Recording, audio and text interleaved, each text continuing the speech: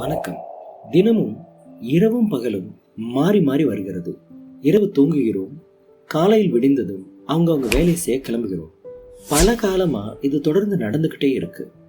என்னைக்காவது இது ஏன் இப்படி நடக்குது, எதுக்காக இப்படி நடக்குதுன்னு ஒரு 2 நிமிஷம் இதை பத்தி யோசிச்சிருப்போமா? ஒரு வருஷத்துல பல பருவங்கள் மாறி மாறி வருது. இது ஒரு சுழற்சி மாதிரி இருந்தாலும் ஒவ்வொரு வருஷமும் ஒவ்வொரு விதமா இந்த பருவ காலங்கள் இருக்கு. இது இந்த உலகத்தோட பழக்கம். இந்த உலகம் ஒவ்வொரு வருஷமும் தன்னோட பழக்கத்தை தானாவே மாத்திக்கும். அதே நேரம் நாம செய்யும் மூளை இல்லாத செயலாலும் இந்த உலகத்தோட பழக்கமும் மாறுது.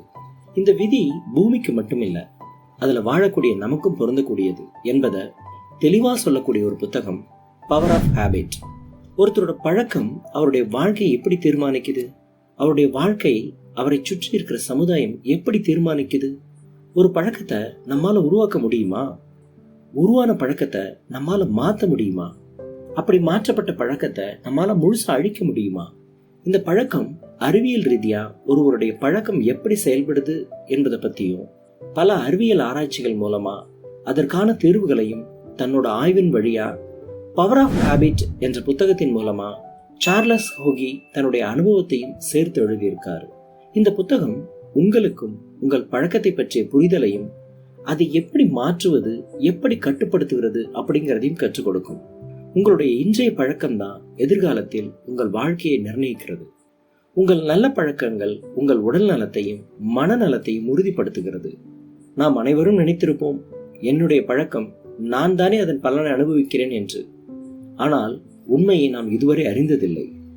நம்முடைய பழக்க வழக்கம் என்பது நம்மை மட்டுமல்ல, இந்த உலகில் நம்மை சுற்றி இருக்கும் அனைத்து விஷயங்களையும் பாதிக்கிறது. இந்த உலகில் வாழ்ந்த பலரின் வாழ்க்கையை சிலர் எழுதிய கதைகள் தான் பெரும் வரலாறாக மாற்றுகிறது. துவக்கத்தில் எதுவும் இல்லாத பலர் கூட தங்களின் பழக்கங்கள் மூலமாக வரலாற்றில் இடம் பிடித்துள்ளனர் என்பது உலகில் பழக்கப்பட்ட ஒரு கதை. உங்கள் வாழ்க்கையும் இதுவரை ஒரு கதையாக புனையப்பட்டிருக்கலாம். ஆனால் அதை வரலாறாக மாற்றி எழுத உங்களால் மட்டும்தான் முடியும். அதற்கு ஒரு துருப்புச்சீட்டாக உங்கள் பழக்க வழக்கங்கள் அமையும். நிலத்தில் விதைக்கும் விதையானது மழை துளிகள் மூலம் உயிர் பெறுவது போல உங்கள் மனதில் நாம் விதைக்க நினைக்கும் விதையானது உங்கள் மனதில் முளைக்கும் என்று நம்புகிறேன்.